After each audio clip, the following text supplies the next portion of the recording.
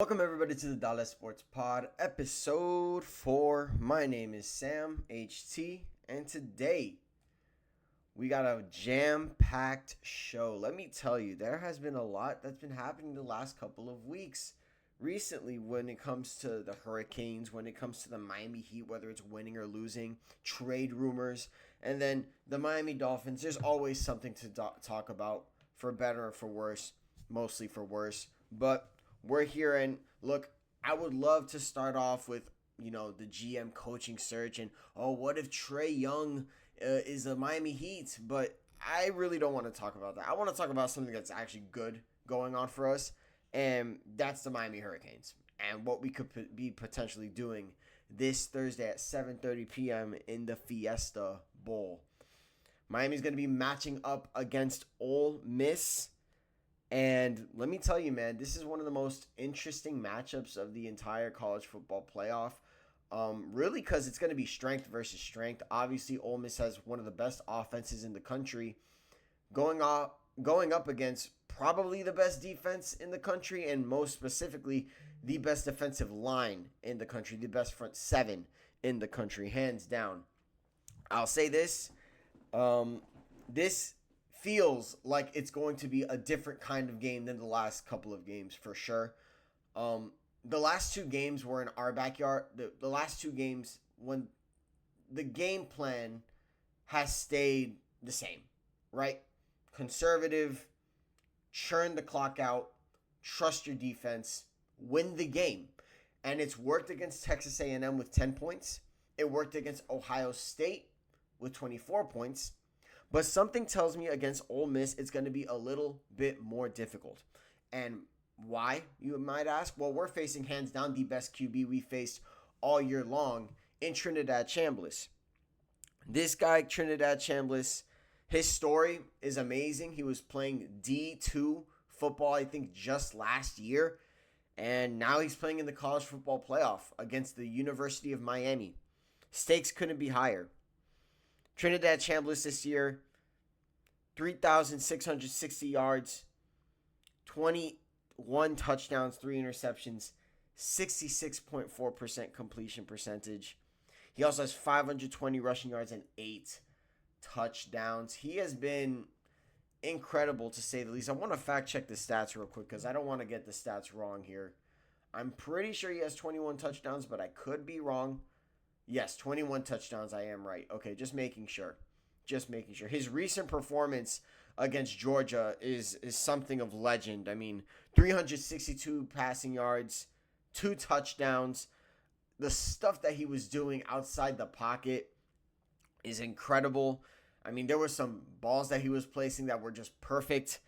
This guy is hands down the best QB we're going to face. I know a lot of people thought Julian Sain was going to be that. I mean, Trinidad Chambliss. If you want me to be honest, I would have much rather faced Georgia, specifically just because I think we can contain Gunnar Stockton fairly easily. With Trinidad Chambliss, it's going to be very difficult. It is. Because out of structure, he can change the game. And you might be controlling the game all game long, and all of a sudden one Houdini act and it's a one-possession game. Or they took the lead. Right? So Trinidad Chambliss is, he's the heart and soul of this team. He goes where they go. If you stop Trinidad Chambliss, in my opinion, you stop the team. Right? Because the defense isn't too great. It's not too great. There's some stuff to like about it, but it's not too great.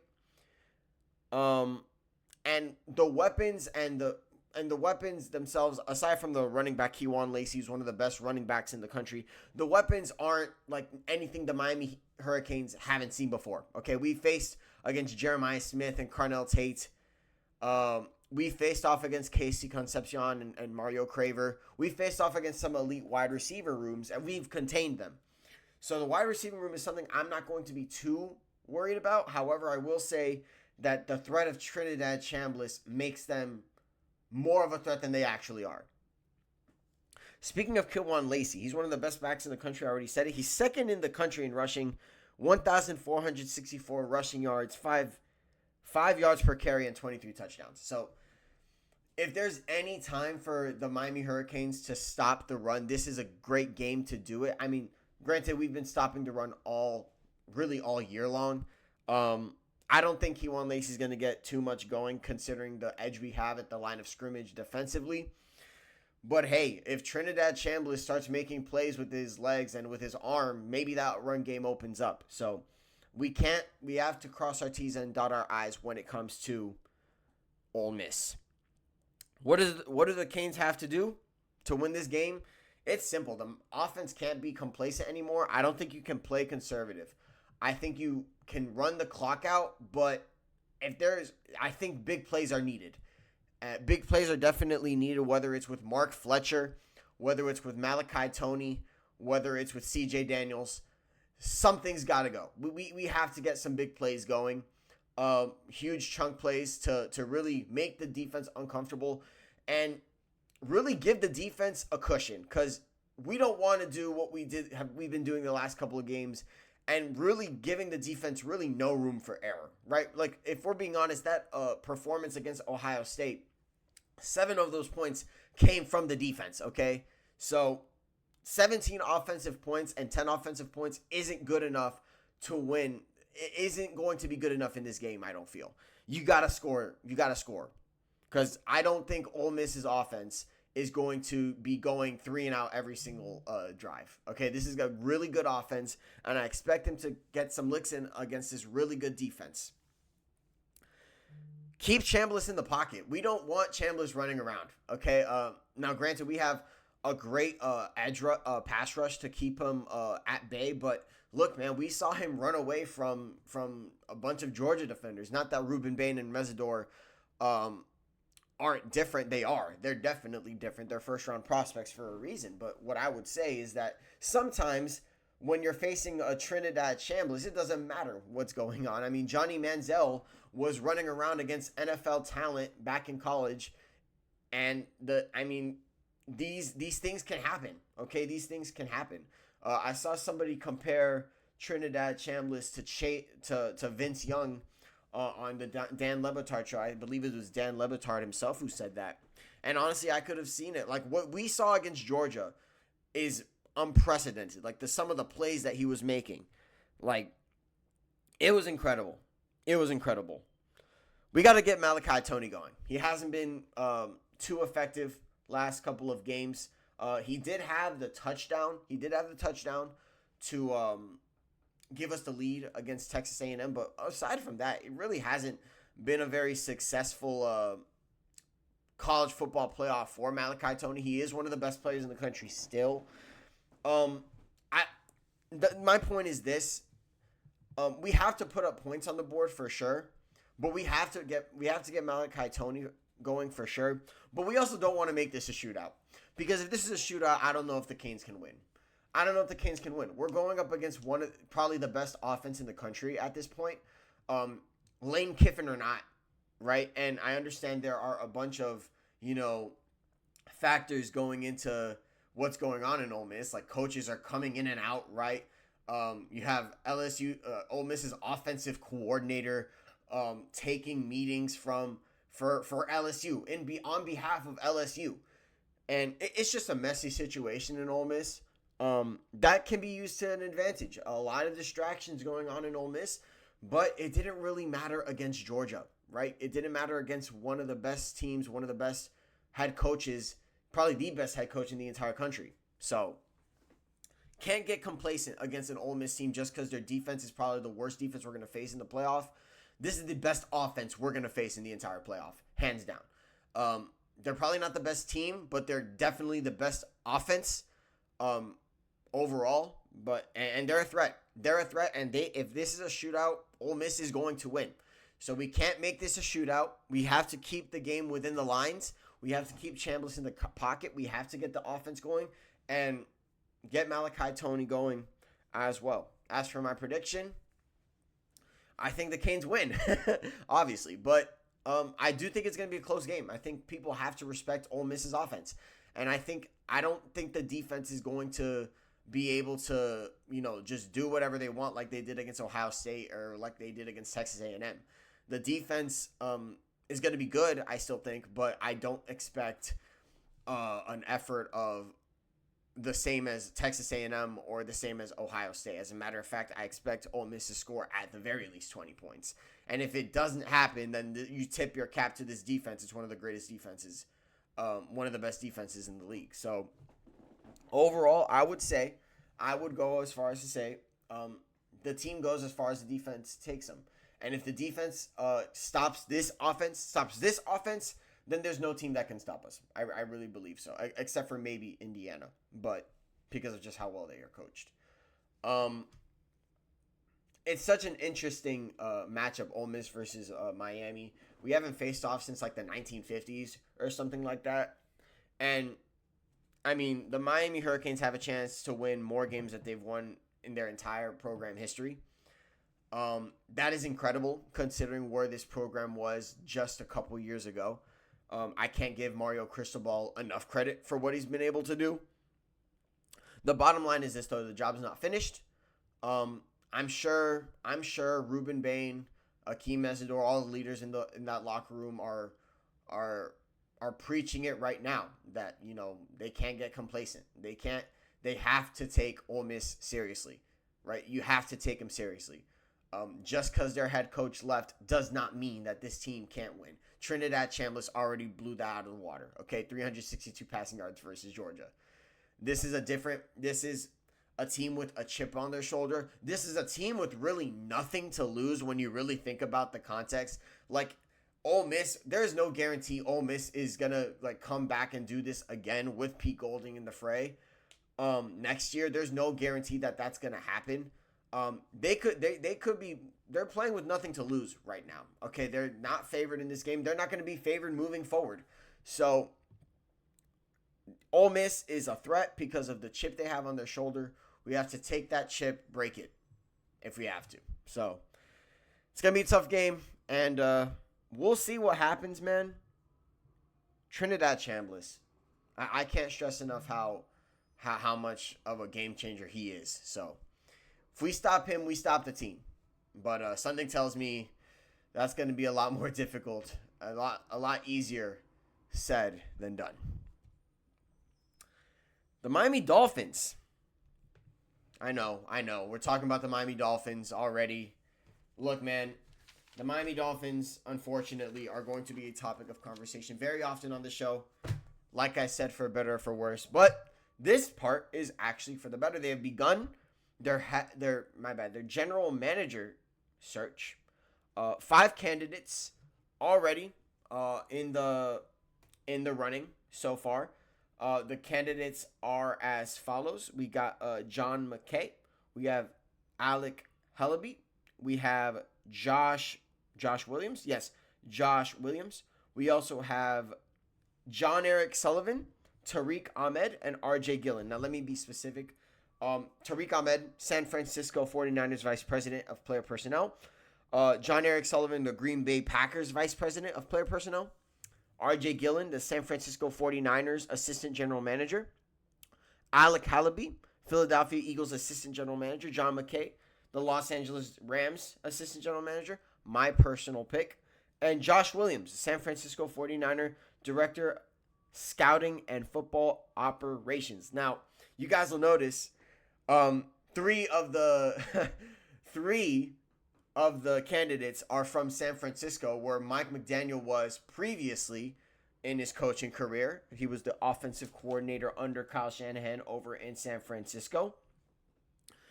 I definitely think those guys are going those are probably the guys that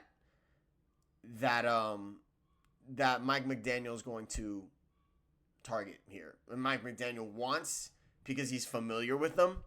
I'm not necessarily sure if that's what's going to happen. They're not my pick. I personally would like somebody else. I would like John McKay.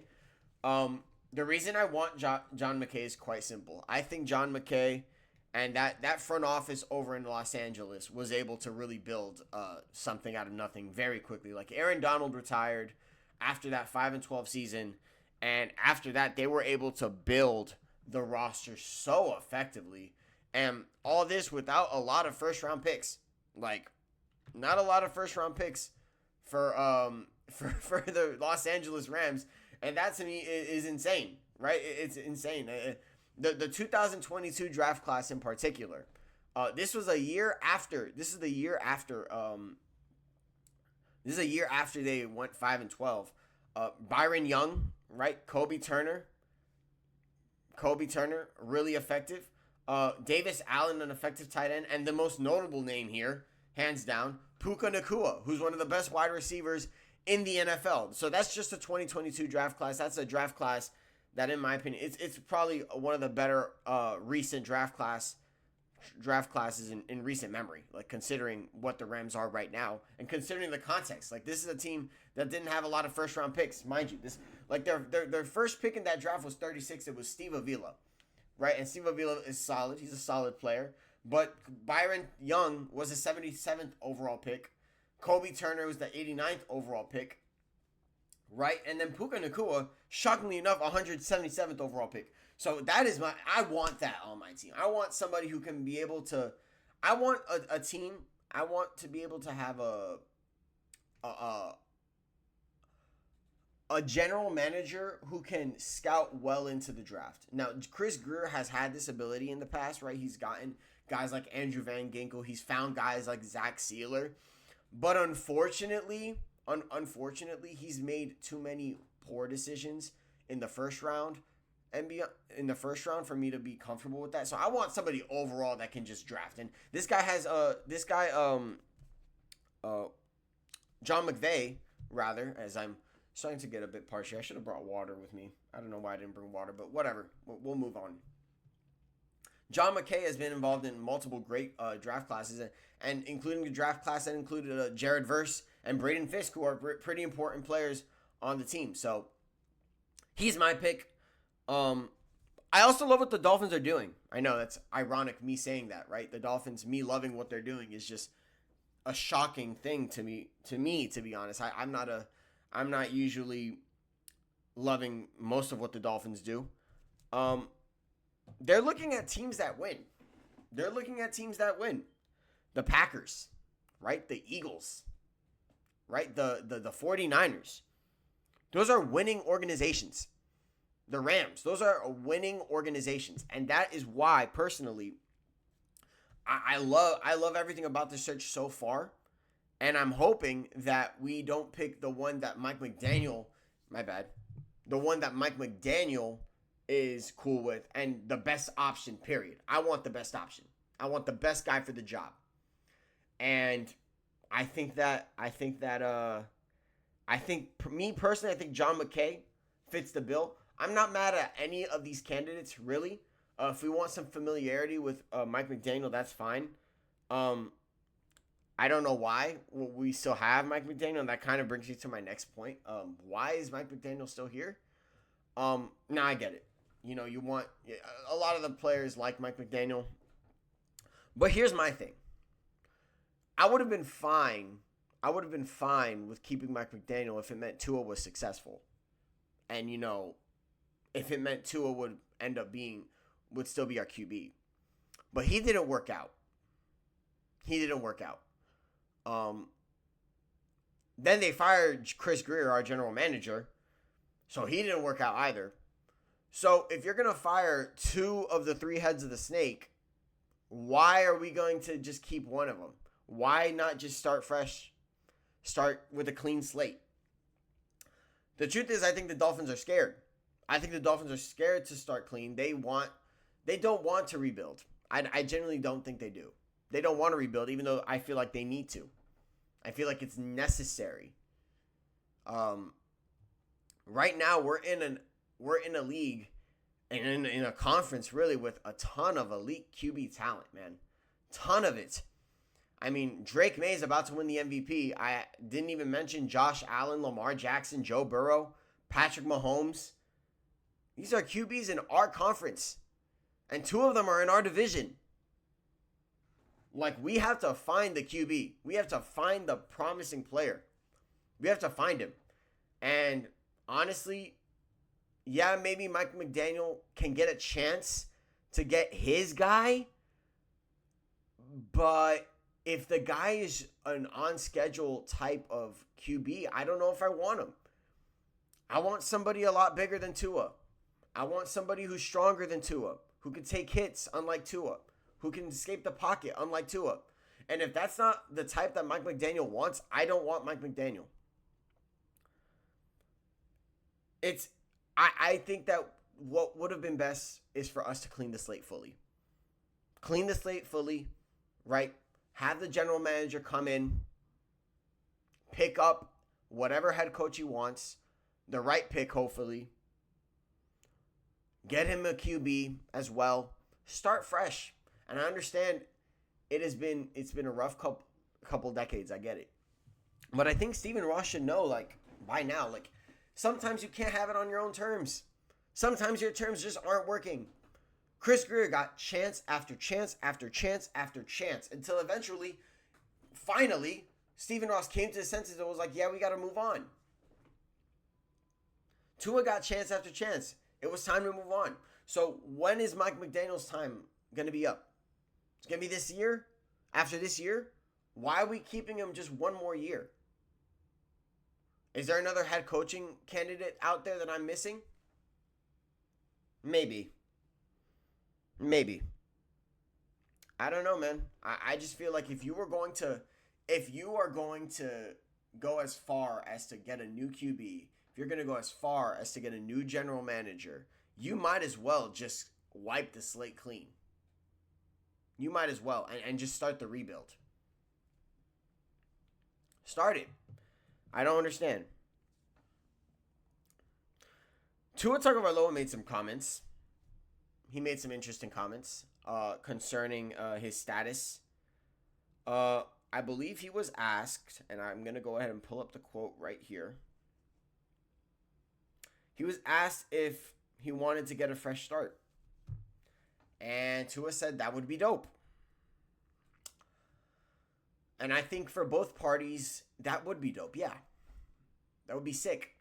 Awesome, actually. Because, let's be honest here, the Dolphins don't want that contract. The fans hate that contract. Some of them hated it from the very beginning. And you want a fresh start, you can go ahead and get one. What's sad is Tua Tagovailoa was my guy. He was my guy. Like, there was no other QB that I wanted. He was the guy for me. Pause. Back in 2018, I think it was, when he threw that touchdown to Devontae Smith in the national championship game, I don't want to say I fell in love, but I kind of fell in love with that throw, with that play, the moment of it, the circumstances. I think that's amazing. I think what happened in that game got me hooked so bad that I could not see the flaws. Even though there clearly were, I didn't care about them. I didn't care about the flaws. I didn't. I defended Tua for a long time, up until this year. Up until this year, I defended him. Man, I defended him so many times, and eventually it just became too much. Like year 6 and you're still struggling.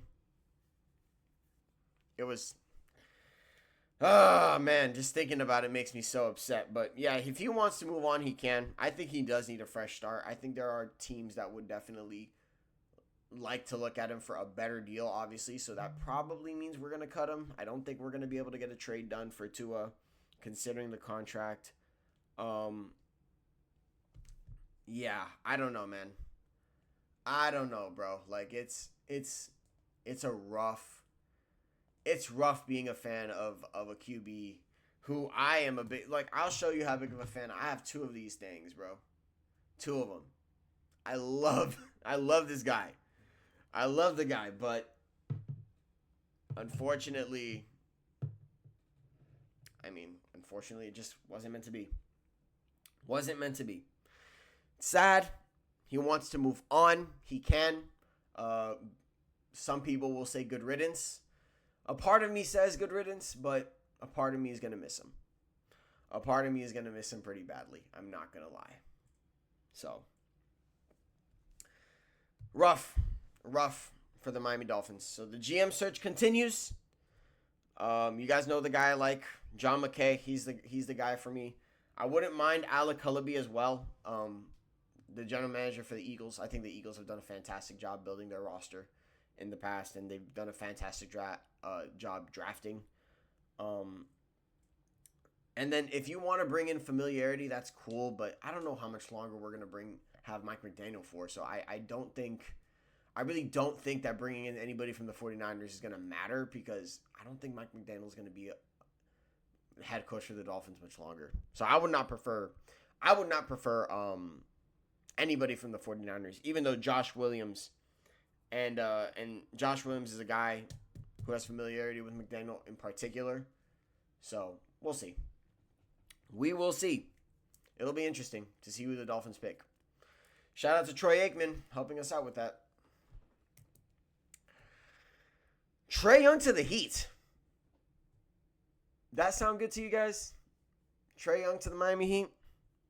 Well, it seems to be very, very possible. Trae Young requested a trade from the Atlanta Hawks yesterday, Shams reported. And look, that comes to no surprise. Trae Young has been rough this year, to say the least. He's been pretty bad. I'm not gonna lie. He's been really bad. The Hawks are 17-21 and 10th in the Eastern Conference, partially because of the fact that Trae Young is on the court. And yeah, they're definitely long gone from. They're definitely moving on from him very soon. They're definitely gonna build around a guy like Jalen Johnson, who's averaging a near triple-double, by the way, 23, 10, and 8. That's incredible. Probably rely on guys like Nickeil Alexander-Walker, Dyson Daniels, etc. I'll say this, Trae Young, if there's any time to trade him, this year would have probably be the worst year for the Atlanta Hawks, given how in the gutter his trade value is, considering how bad that he has been this year. He's averaging 19 points and 9 assists, which is good on paper, but then you look at his efficiency, 41% from the field, bro. 30% from 3. On 6 attempts, by the way. On 6 attempts. So, he's been rough. He's been really, really rough. But I do think a change of scenery would help him. Is Miami the destination? Is Miami the hub to get Trae Young back on track? Does he need to take a sip of Heat culture for him to become an all-star kind of player again? Now, this isn't the first guard to have trade rumors surrounding him in the Miami Heat, monitoring the situation, okay? Same thing happened early on with John Morant, right? And it's happened for, years now. There's somebody available. The Heat are involved. Shocker. Spoilers, I don't think the Heat are going to trade for Trae Young. I wouldn't mind it. I would not mind the trade for the right price. But I think the Miami Heat are the kind of franchise that value their assets so much. Like their young players, even the players with like a loss that are lost causes, doesn't matter. Does not matter. Doesn't matter. We like him. He's Heat culture. And it's kind of been to the detriment of the team, because like sometimes we think, he doesn't fit Heat culture, so that's why we shouldn't bring him in. Like, what if the guy's just really good? Like, sometimes he doesn't have to fit Heat culture. He could just be a really good player. One day I want to do that, but I don't know if Pat Riley ever will. If we do acquire Trae Young, I would not like to trade away any of our young players.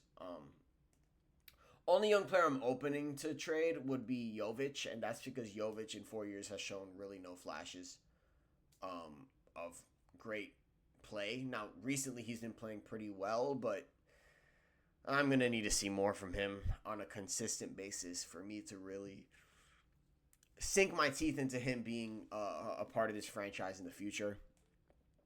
Obviously, keep Hero.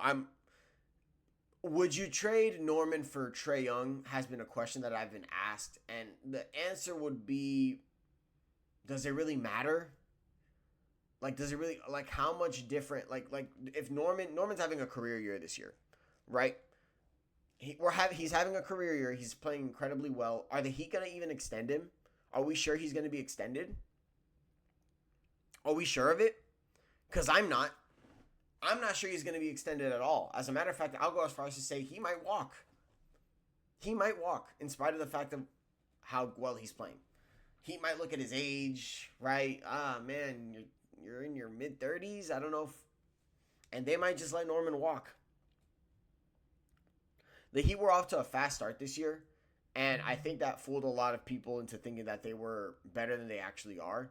And now, the truth is,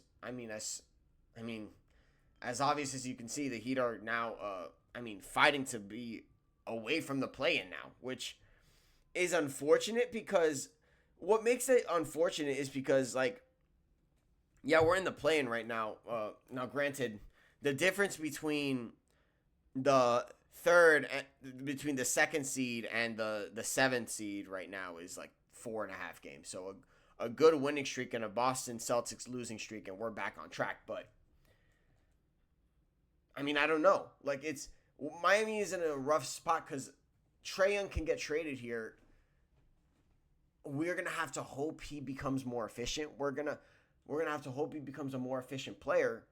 But the opportunities with Trae in the pick and roll with Bam, with Ware, it's gonna make Trae Young's life a lot easier. He's gonna no better offensive player that he's not gonna play with a better offensive player in his career.